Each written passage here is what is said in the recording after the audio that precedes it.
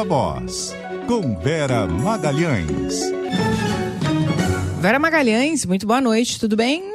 Tudo bom, boa noite, Débora, boa noite, Carol, boa noite aos ouvintes, também a quem nos assiste. Oi, Vera, boa noite. Vamos a Brasília, Samantha Klein na tela aqui com a gente para falar sobre a decisão do ministro Flávio Dino em relação aos penduricalhos, tema polêmico que movimentou bastante a nossa audiência e a sociedade como um todo, né, Samantha? Boa noite novamente. Sem dúvida, Débora, Vera, Carol, uma decisão inclusive que não era esperada, mas que vem aí justamente no bojo dessa aprovação pelo Congresso Nacional do projeto que permite um fura-teto para alguns servidores, alguns cargos do Senado e da Câmara dos Deputados. Lembrando que isso também está previsto aí para o Tribunal de Contas da União, porque o projeto foi aprovado ali no finalzinho do ano passado, mas não teve tanto barulho quanto essa proposta aí do Congresso Nacional.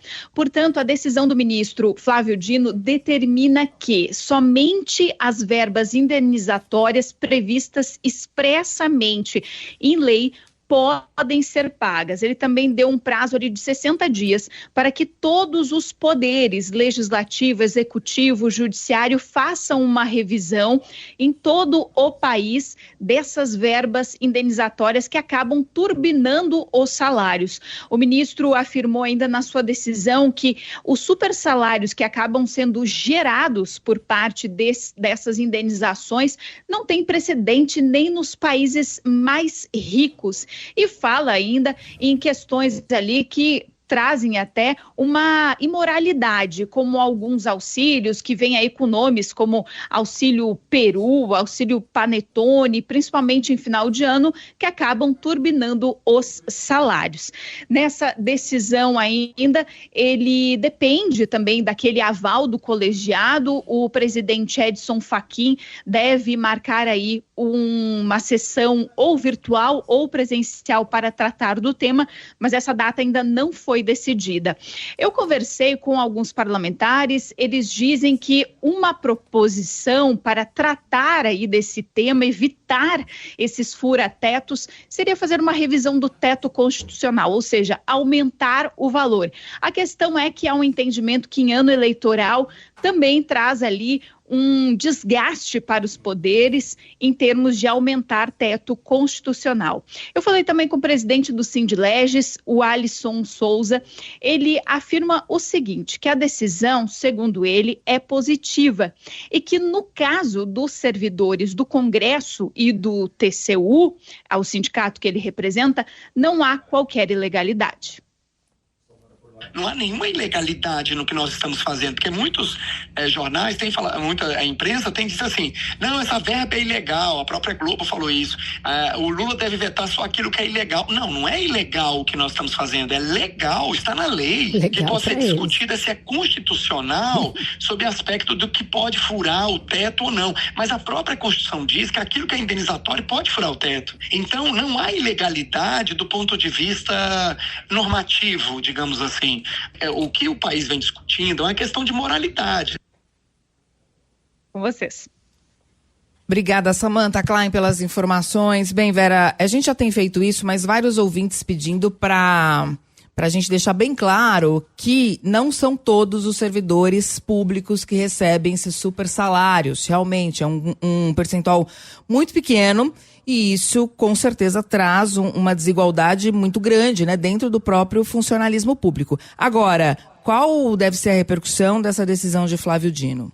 É um percentual pequeno, diz respeito à elite do funcionalismo, mas gera um efeito dominó, um efeito cascata, porque outras categorias vão pleitear o mesmo tratamento, vão pleitear a isonomia, e isso tem a chance enorme de se espraiar por um contingente maior do serviço público. Talvez por isso o ministro tenha usado os embargos infringentes de uma reclamação feita pela Associação de Procuradores de São Paulo, ou seja, um caso muito localizado, que ele pegou para tomar essa decisão e, portanto, ampliar muito o escopo do que tinha sido ajuizado. E isso vai ser, certamente, a principal reclamação do Poder Legislativo. Vão dizer que o ministro está usando um caso que já estava até em julgamento de embargos de declaração, e um caso localizado dos procuradores municipais de São Paulo, para tomar uma decisão que tem efeito sobre os 3 poderes e todas as esferas do poder público, o que é verdade. O ministro extrapolou bastante a reclamação que havia lá no Supremo e que era relatada por ele. Ele pegou ali, deixa eu ver aqui na minha mesa o que tem que pode me servir de veículo para eu tomar uma decisão que suspenda esse trem da alegria que o Congresso fez. Ele nunca vai dizer que foi isso que ele fez, mas foi isso que ele fez. Não tenho a menor dúvida de que foi isso que ele fez e que isso vai gerar uma reação bastante irritada por parte de deputados e senadores, sobretudo dos presidentes das 2 casas, que fizeram uma ação coordenada e que foi combinada durante o recesso ainda para chegando com essa pauta e votar em menos de 4 horas nas 2 casas, com direito ao presidente da Câmara usar o microfone para ameaçar os líderes. Se alguém mudar em relação ao que a gente combinou, eu vou dizer que mudou e que estava tudo combinado. Então, houve todo houve toda uma coordenação para isso passar rápido e passar sem chance de tergiversação. E agora, o ministro Dino, ele atravessou um pouco o samba, porque a bola estava com o presidente Lula. A decisão sobre se ele iria vetar ou não.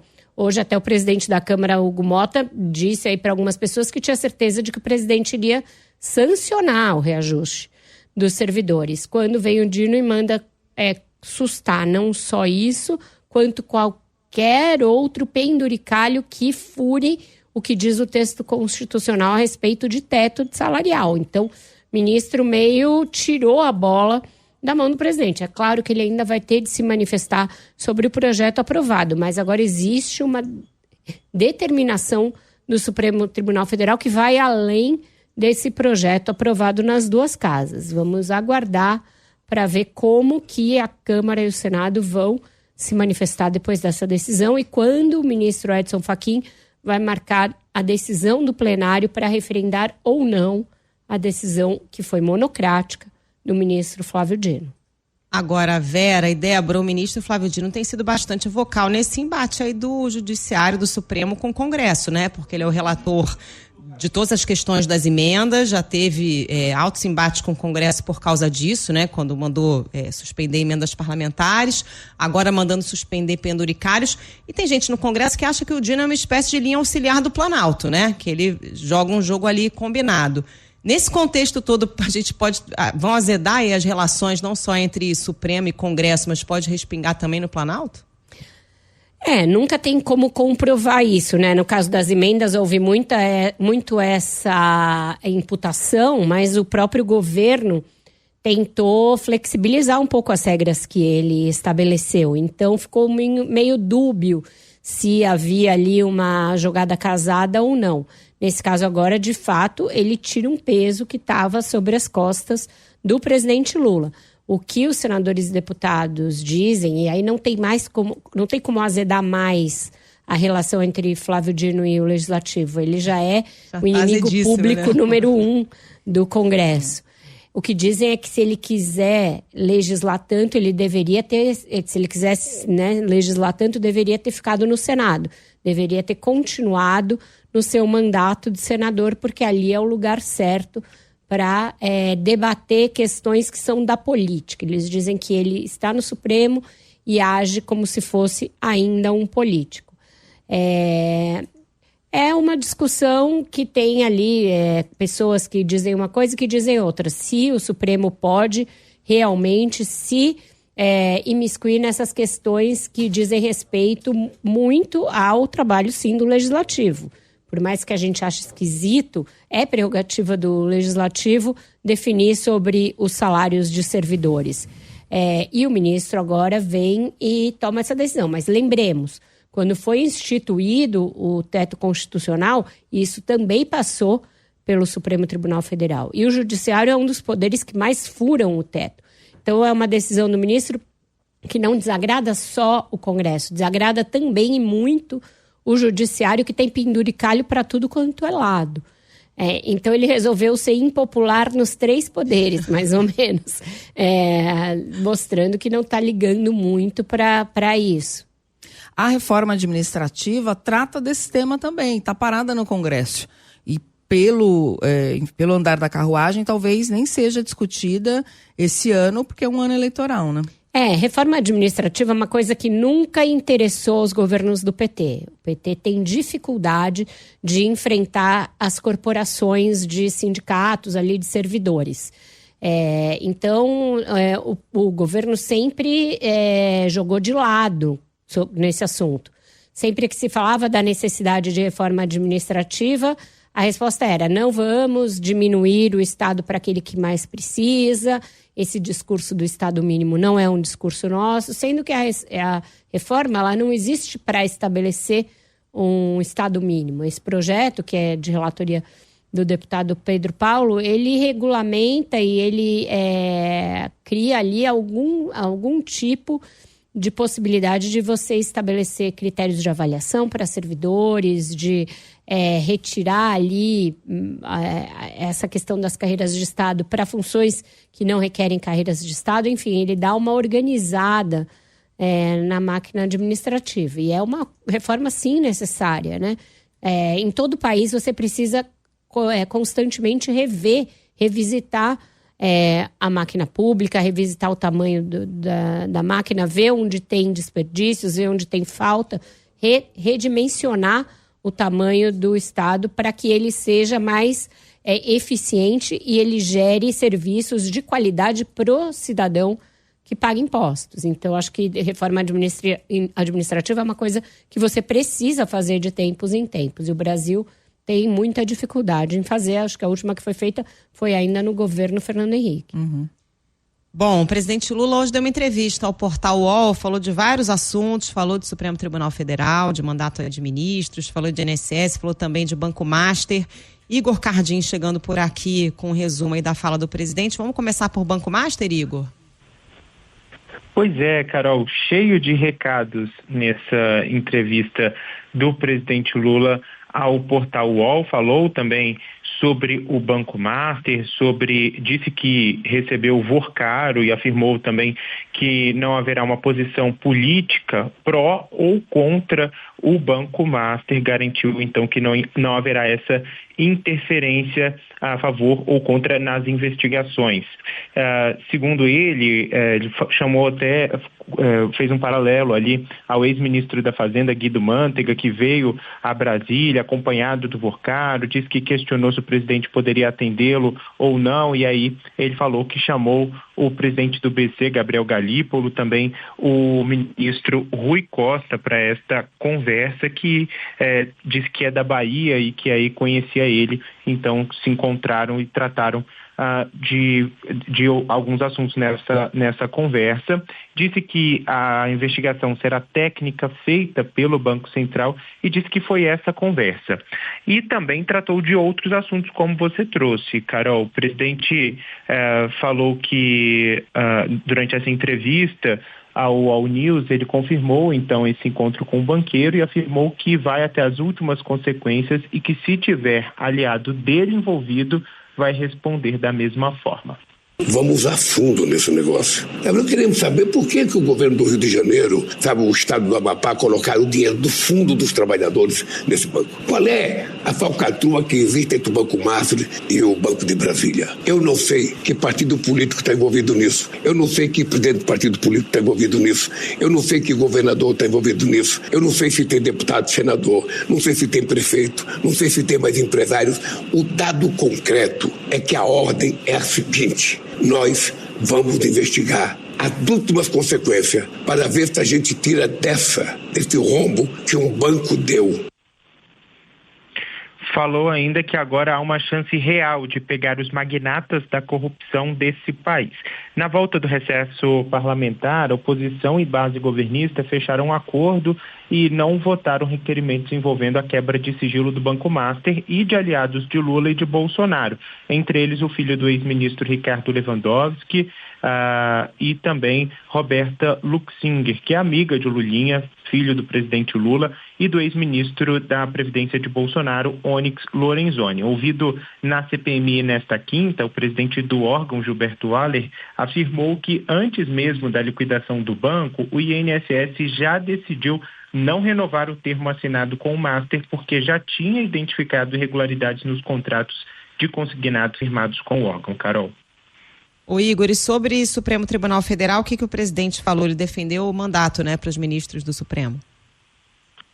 Isso, ele já tinha defendido anteriormente, mas voltou nesta pauta, disse que defende um mandato para os ministros do Supremo Tribunal Federal e disse que em meio a essas discussões sobre um acordo do Código de Conduta e em mesmo a essa pressão envolvendo a crise do Banco Master, ele é favorável, então, a um mandato para os ministros do STF, mas que qualquer proposta precisa ser debatida com calma no Congresso Nacional. Lula também saiu em defesa, então, da atuação dos ministros. Eu acho que tudo precisa mudar. E nada está livre de mudança. Acho que nós vamos discutir isso, porque também não é justo uma pessoa entrar com 35 anos e ficar até 75, ou seja, não é justo. Então eu acho que pode ter um mandato. Mas isso é um processo a ser discutido com o Congresso Nacional que não tem nada a ver com o que aconteceu no 8 de janeiro. O julgamento foi a maior lição de que as instituições têm respeitabilidade nesse país. Isso é um valor incomensurável para um país democrático.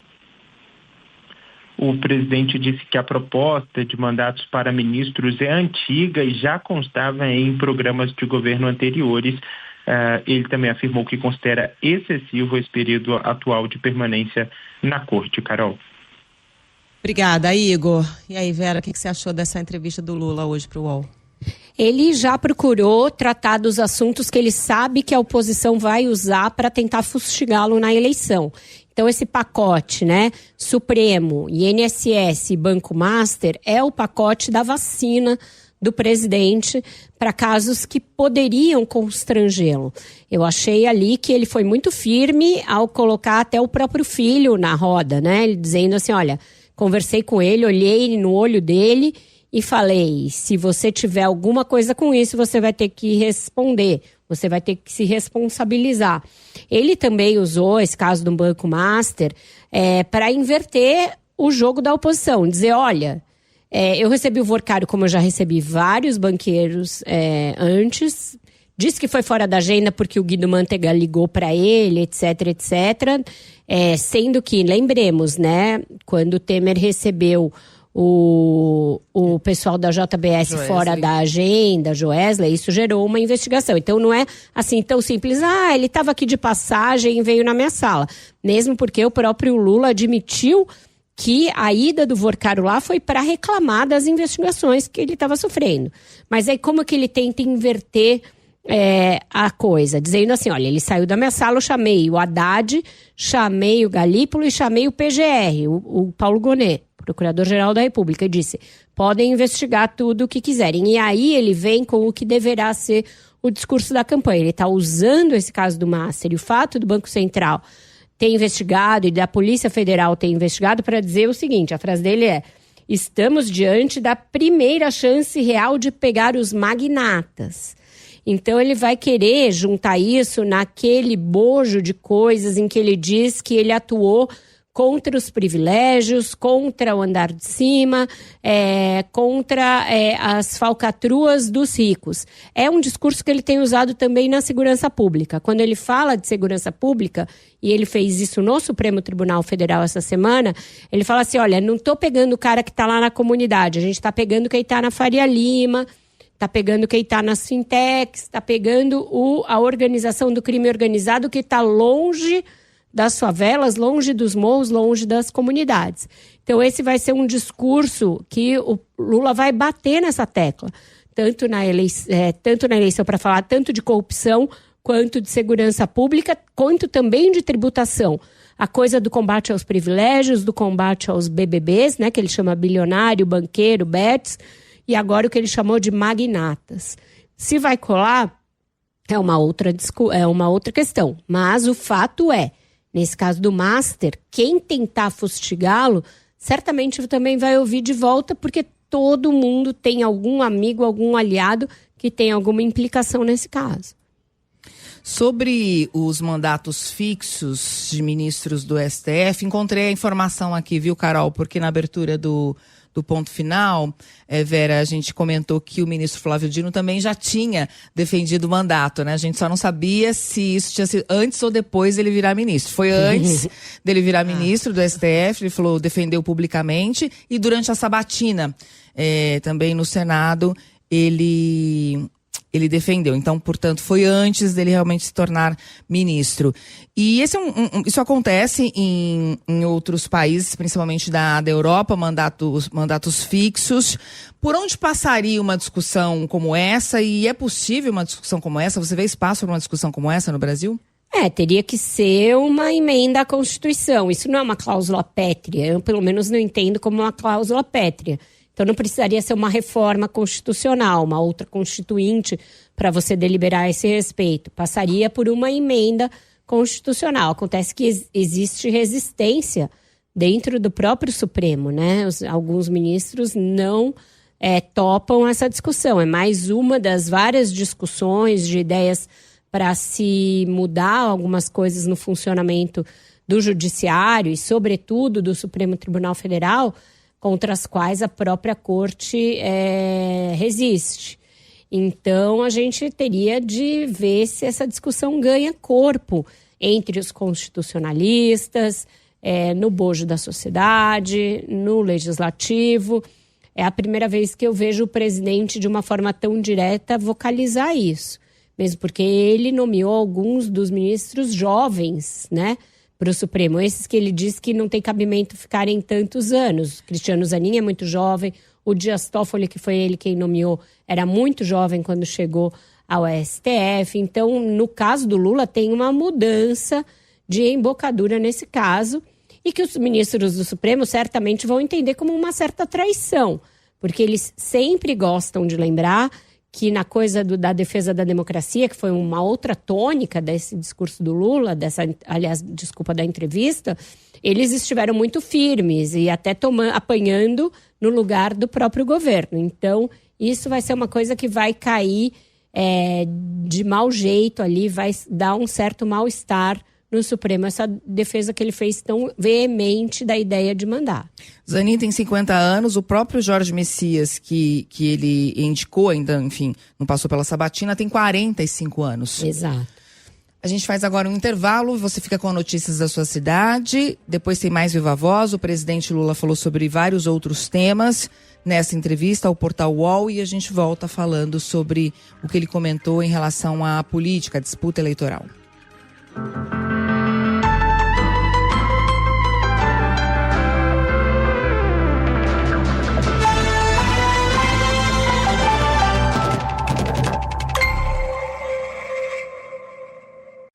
Viva Voz de volta, Vera, e a gente continua repercutindo trechos da entrevista do presidente Lula ao portal UOL News, e ele citou os nomes de Geraldo Alckmin, o vice-presidente, Fernando Haddad, ministro da Fazenda, como nomes para vencer a eleição, possíveis nomes, né, para vencer a eleição para o governo do estado, aqui em São Paulo. O nome de Alckmin foi citado pela primeira vez e, segundo Lula, os dois, ele e Haddad, sabem que tem papel a cumprir aqui no estado. O nome de Simone Tebet também foi lembrado. Nos bastidores tem uma discussão para rifar Geraldo Alckmin da vice-presidência e entregar o posto ao MDB numa tentativa aí de fechar aliança para as eleições. Aí, nesse caso, Alckmin poderia concorrer ao governo do estado, já que Fernando Haddad tem aí uma certa resistência a isso. Lula também enfrenta dificuldades em Minas Gerais, apesar do presidente do PDT, Carlos Lupe, ter dito que tem a garantia de apoio do PT à candidatura de Alexandre Calil. Lula disse que não desistiu de Rodrigo Pacheco. Nós temos muito voto em São Paulo e temos condição de ganhar as eleições de São Paulo. Eu ainda não conversei com a Haddad, ainda não conversei com o Alckmin, mas eles sabem que eles têm um papel para cumprir em São Paulo. Eu quero dizer aqui, alto e bom som, eu ainda não desisti de você, viu, Pacheco? Você sabe que nós vamos ter uma conversa e eu acho que você pode ser o futuro governador de Minas Gerais. Eu estou muito certo disso. Bom, Pacheco deve se filiar à União Brasil, como nos contou ontem o Ender Starles. na tentativa justamente de concorrer ao governo do estado, já que o atual partido dele, o PSD, já tem candidato próprio e é adversário de Lula, que minimizou nessa entrevista o avanço de nomes da direita em pesquisas eleitorais e diz que ainda não atua como candidato. E, por fim, nessa entrevista ele também confirmou que vai a Washington na primeira semana de março para se encontrar com o Donald Trump e que não haverá assunto proibido entre os dois. Agora, Vera, falando do cenário eleitoral, né? A primeira vez que Lula cita o nome de Geraldo Alckmin, já dando a entender que a composição, o acordo vai ser diferente nessa eleição. Me chamou bastante a atenção ele ter colocado o vice-presidente também no rol daqueles que podem ter de cumprir missão em São Paulo, que é tudo que o Alckmin não gostaria, né? Ele gostaria de permanecer na chapa presidencial e muita gente tinha dúvida a respeito de se o Lula teria ali jeito para pedir para o Alckmin cumprir algum outro papel nas eleições que não seja o de seu vice, mas tem alguns cenários que podem ser imaginados com o Alckmin candidato ao governo, e eu escrevi isso na minha coluna de ontem a respeito disso, que o próprio governador de São Paulo, Tarcísio de Freitas, tem a impressão de que eles podem optar pelo Alckmin pelo fato de fazer o debate com ele em cima do que ele fez no governo. Ele é o governador que mais tempo ficou no cargo em São Paulo. Além dos 3 mandatos para os quais ele foi eleito, ele terminou o mandato em que ele era vice do Mário Covas, quando o Mário Covas faleceu. Então, muito do que está em vigor aí em São Paulo, no governo, são marcas de gestões tucanas que o Alckmin poderia pleitear e dizer que o Tarcísio não criou marcas próprias. As marcas próprias dele são questionáveis, que é o tal do pedágio free flow, que é muito impopular, e a questão da privatização da Sabesp, que tem os problemas que ainda enfrenta. Então, aliados do Tarcísio me contaram que ele teme mais enfrentar o Alckmin do que enfrentar o Fernando Haddad, porque aí é uma disputa com o PT, e o bolsonarismo versus PT é aquela polarização que interessa para o bolsonarismo. Já o Alckmin, embora tenha se desgastado no interior, onde ele era muito forte, ao se aproximar do Lula, ele ainda tem uma memória, um recall de coisas que ele fez como governador em São Paulo que poderiam ser importantes para debater. Então, pode ser que a gente tenha uma surpresa aí nessa coisa específica e que eles prefiram o Alckmin por essa circunstância de ser quem está mais aparelhado para fazer um debate em torno do estado de São Paulo com o Tarcísio.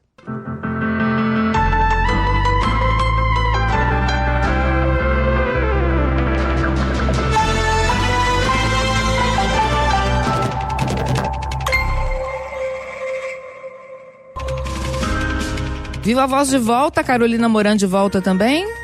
Não sei, vocês estão me ouvindo, gente? Agora sim, agora sim. Bem-vinda de volta. Programação normal agora. Programação normal, e já está com a gente na linha o Thiago Bronzato, diretor da sucursal do Globo em Brasília, nosso colunista, comentarista aqui das terças e quintas. Boa noite, Thiago. Boa noite, Vera. Boa noite, Débora. Boa noite, Carol. E boa noite aos ouvintes. Boa noite. Oi, Bronzato. Tiago, mais uma vez fomos surpreendidos pelo Supremo Tribunal Federal com essa decisão do ministro Flávio Dino de suspender penduricalhos gerais ali dos 3 poderes e que veio logo em seguida da aprovação de reajustes para o funcionalismo lá pela Câmara e pelo Senado. Uma coisa está ligada à outra, e como a gente explica para o nosso ouvinte essa decisão do ministro? Pois é, Vera, a decisão do ministro Flávio Dino, ele ataca o que ele chama de império dos penduricalhos, ou seja, os super salários do funcionalismo público. Hoje, o limite de remuneração de servidor público é mais ou menos ali o salário de um ministro do Supremo Tribunal Federal, que é equivalente hoje a R$46 mil por mês, né? Esse é o teto que deveria ser fixo, mas ele acabou virando um pouco retrátil. Isso porque os salários dos funcionários públicos de alguns órgãos estão ganhando cada vez mais puxadinhos extras, né? A gente tem visto muito o noticiário destacar um auxílio peru aqui, um auxílio panetone lá, né? Que são inclusive mencionados na decisão do ministro Dino, né? e sobra um monte de auxílio, ajuda com combustível, uma graninha para comprar os livros, enfim, todo esse rol de indenizações que podem ser convertidas em dinheiro direto no bolso do funcionário público, permite que alguns funcionários públicos ganhem até R$500 mil, e isso sem incidência de imposto de renda, né? E adivinha quem que paga essa conta? O bom e velho contribuinte, né? Além disso, esse tipo de despesa que chama mais atenção vem crescendo acima do orçamento e, em muitos casos, supera até valores destinados para áreas muito carentes, como habitação, saneamento e cultura, né?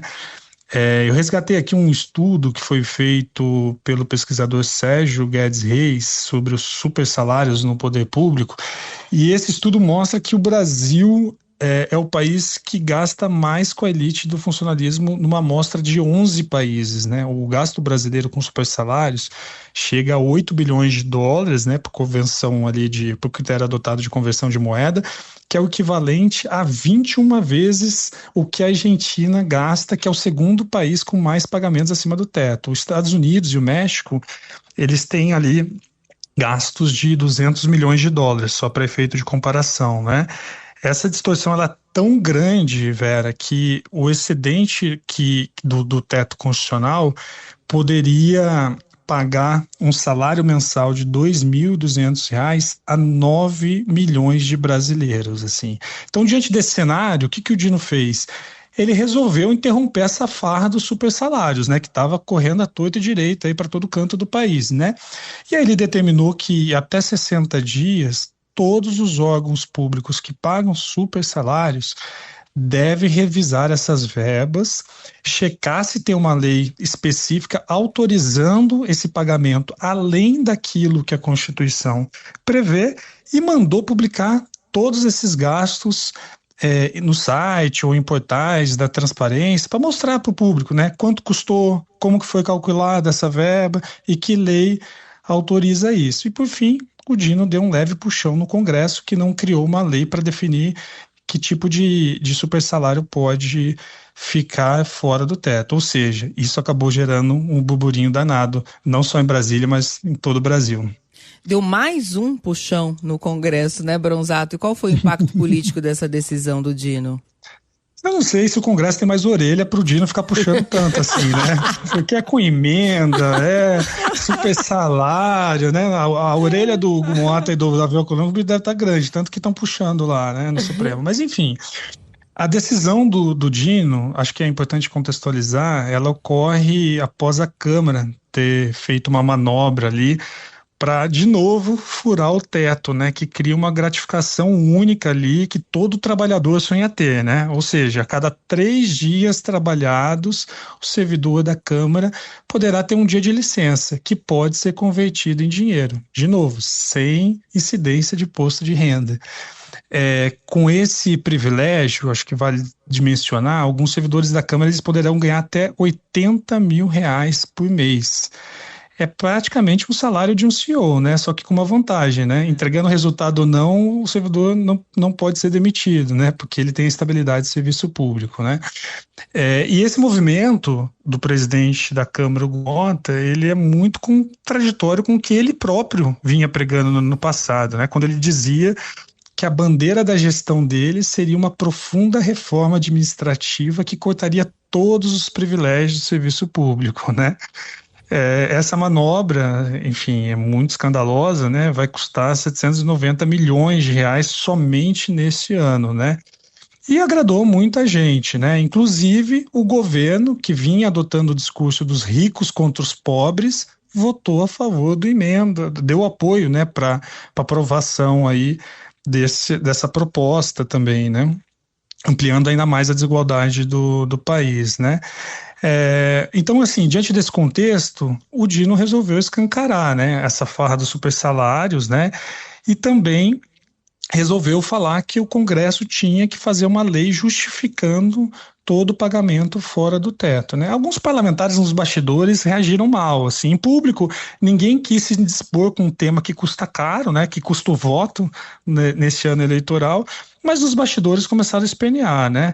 O líder do PL, que é o partido da oposição, o deputado Sóstenes Cavalcante, ele deu uma cutucada no Dino também, né? Ele lembrou que o lugar onde mais existe penduricalhos, super salários, né, é no Poder Judiciário. Ou seja, ninguém quer ficar com essa batata quente na mão, né? Um jogando pro outro. Agora, Bronzato, essa decisão do Dino amplia as rusgas internas dentro do próprio Supremo, porque o clima já é tenso, né? Clima tenso entre os brothers no Supremo Tribunal Federal. Para seguir nas nossas analogias de BBB aqui, Bronzato. E vamos longe nas analogias. Olha só, o deputado Sóstenes, como eu estava falando, assim, ele é como um relógio quebrado, né? Às vezes ele acerta. E ele tem razão no que ele disse, né? O Poder Judiciário é um dos setores do funcionalismo público mais privilegiado do país, de fato, né? Boa parte dos juízes recebe além do permitido pela Constituição, né? Isso, sobretudo, em razão de uma interpretação generosa que o Supremo fez há um tempo, né? Que permite excluir o cálculo do teto,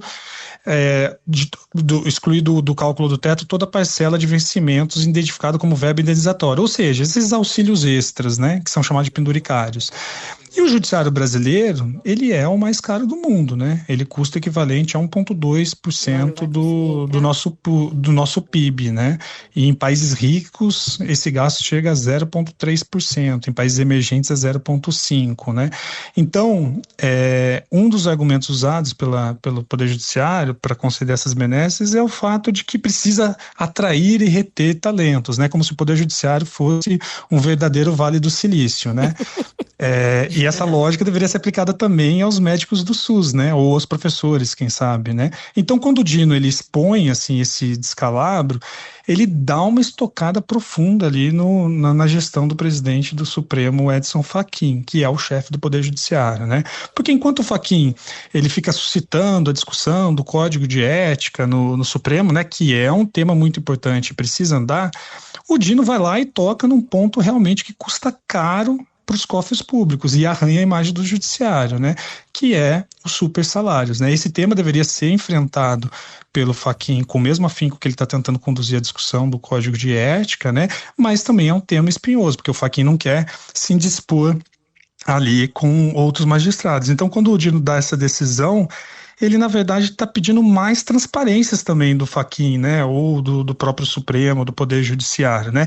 Isso acaba gerando rusgas internas no Supremo que já não está lá aquelas coisas, né? Vale lembrar que o Fachin tinha marcado um almoço com os ministros, né, na semana que vem para discutir a questão do Código de Ética, mas rolou um climão ali e resolveram adiar esse almoço, que não deu quórum, e deixaram para depois do Carnaval. Quem sabe até lá, com o feriadão no meio do caminho, os ministros friam a cabeça, né? Exatamente. Tiago, obrigada por hoje. Até semana que vem. Até mais, pessoal. Boa noite. Até, boa noite. Tchau, tchau. Gente, a gente está falando aqui sobre a eleição em São Paulo, né? O Lula falou aí a respeito do papel do Haddad, também do Alckmin. A Bruna Barbosa tem apuração agora sobre a disputa pelas vagas no Senado, no estado de São Paulo, como é que os diferentes campos estão se articulando. Bruna, a gente sabe que o Senado vai ser um terreno de embate importante, né? Sobretudo o campo bolsonarista quer formar uma bancada significativa no Senado. Como é que estão se articulando em São Paulo? Boa noite para você. Oi, Carol. Boa noite para você, para Vera, para Débora. É verdade, é importante a direita estar bem de olho. Você sabe que na semana passada, na quinta... A gente está com dificuldade aqui na comunicação com a Bruna Barbosa. Vamos ver se a gente consegue restabelecer. Carol, acho que a gente pode... Bom, se a gente não conseguir, acho que a gente pode ir daqui, né? Com as informações que a Bruna apurou. Acho que sim. Eu tô com o texto da Bruna aqui, com a apuração dela, se ela não voltar, mas o que ela ia dizer é o seguinte, que Tarcísio de Freitas e Jair Bolsonaro conversaram na semana passada, né? Sobre essa disputa das cadeiras no Senado, em São Paulo, e o tema foi uma das pautas daquela visita que o Tarcísio fez ao Bolsonaro na Papuldinha. Segundo essa apuração da Bruna, o Tarcísio levou a Bolsonaro a avaliação de que a direita precisa calibrar os nomes para evitar o risco de derrota nas duas vagas em jogo. O grupo está trabalhando hoje com o ex-secretário de Segurança Pública, o Guilherme Derrite, do PP, que é o nome mais identificado com o bolsonarismo, é a principal aposta, mas tem um impasse na definição do segundo nome. Isso porque, no Palácio dos Bandeirantes, a leitura é de que repetir perfis muito ideológicos, né, muito bolsonaristas, isso poderia afastar aqueles eleitores mais próximos do centro e abrir espaço para adversários fora do campo bolsonarista. E alguns aliados relatam que o Bolsonaro concordou com esse diagnóstico apresentado pelo Tarcísio. Pesquisas internas indicam perda de tração do nome do Derrite, e aí, diante do cenário, a estratégia discutida pela direita é unir nomes com dois perfis distintos, um mais aliado ao bolsonarismo e um outro com maior capacidade de diálogo ali na centro-direita. O governador tem dado esse alerta, né, de que se não trabalharem bem vão acabar perdendo as duas vagas, considerando um cenário em que a esquerda parece competitiva no estado. A avaliação é de que nomes como o de Simone Tebet, Marina Silva ou até do Márcio França conseguem dialogar com esse eleitorado mais amplo em São Paulo. Lideranças do PT disseram à CBN que a definição dos nomes que vão disputar o Senado também depende da decisão do Fernando Haddad, né? Aquilo que a gente dizia. Se o ministro concorrer ao governo paulista, a prioridade seria uma composição com Simone Tebet e Marina Silva disputando o Senado, mas num cenário em que o Haddad não vai disputar o governo contra o Tarcísio, a avaliação é de que o próprio Haddad buscaria uma vaga no Senado ao lado da Simone Tebet. Então, os dois lados ali medindo forças e vendo quais os nomes vão ter mais chance, né, Vera? Essa ideia do Tarcísio de não ter um nome como, por exemplo, a Sonaira ou algum outro nome do PL, um nome do PL, né? Porque, na verdade, o Derrite é do PP, que eu também trouxe na coluna de ontem, em consonância aí com o que a Bruna apurou hoje, essa ideia de não deixar a chapa muito pendente para a direita. Mesmo a candidatura do Derrite não é a candidatura dos sonhos do governador. Tanto é que ele está fazendo uma série de mudanças na Secretaria de Segurança, tirando pessoas ligadas ao ex-secretário. Eles nunca tiveram uma relação totalmente afinada e ela azedou de vez agora.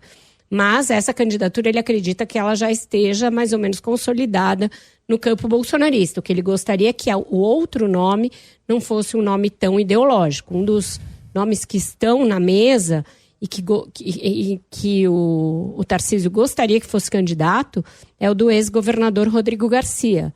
Rodrigo Garcia, que foi vice de Dória, assumiu o governo quando o Dória deixou, né, para se desincompatibilizou e enfrentou o próprio Tarcísio. Apesar de terem sido adversários, o Rodrigo Garcia apoiou o Tarcísio no segundo turno e eles se aproximaram muito ao longo desses anos da gestão. Ele estava afiliado ao MDB depois de ter deixado o DEM e agora não se sabe a que partido ele vai se filiar e se vai aceitar voltar a disputar eleições. Ele está na iniciativa privada hoje, mas é um dos nomes que suprem esse perfil mais ao centro que o Tarcísio gostaria de dar para sua chapa ao Senado. Muito bem. Terminamos mais um Viva Voz, trazendo aqui os assuntos mais importantes da política. E amanhã, sexta-feira, é dia de resumo da semana, certo? Certo, resumo da semana, musiquinha. Vamos até amanhã preparar um cardápio bem legal para os nossos ouvintes. Beijo, Vera. Obrigada por hoje. Obrigada, gente. Tchau, tchau. Beijo, Vera. Até amanhã.